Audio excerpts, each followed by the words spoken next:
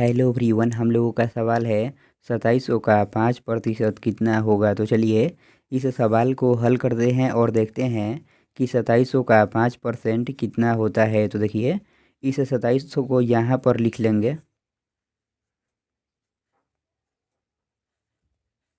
यहाँ पर क्या है आप लोग ध्यान दीजिएगा, हम यहाँ पर भी क्या लिखे हुए हैं। तो इस का मतलब होता है गुणा, इसी तरह से इस का भी मतलब होगा गुणा। इसलिए इस का के लिए यहाँ पर गुणा का चिन्ह दे देंगे और इस 5 को यहाँ पर लिख लेंगे। यहाँ पर प्रतिशत का चिन्ह है, आप लोग फिर से ध्यान दीजिएगा, हम यहाँ पर भी प्रतिशत के चिन्ह दिए हुए हैं। देखिए तो इस प्रतिशत के चिन्ह का अर्थ होता है 1/100। इसी तरह से इस प्रतिशत के चिन्ह का भी अर्थ होगा 1/100।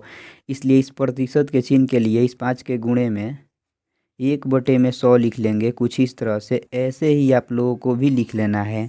तो अब यदि आप लोग यहाँ पर देखते होंगे तो जो इतना पार्ट यह बन गया ना, यह बाटा वाला गुणा बन गया। तो आप लोग चाहें तो इसको किसी भी तरह से घटा सकते हैं। तो हम क्या करेंगे, आसानी के लिए इस 2 जीरो से इस 2 जीरो को घटाएंगे। यहाँ पर 27 बच गया तो इसको यहाँ पर लिख लेंगे। देखिए 5 × 1, तो 5 से कहीं कितना होगा, 5 होगा, तो यहाँ पर 5 लिख लेंगे।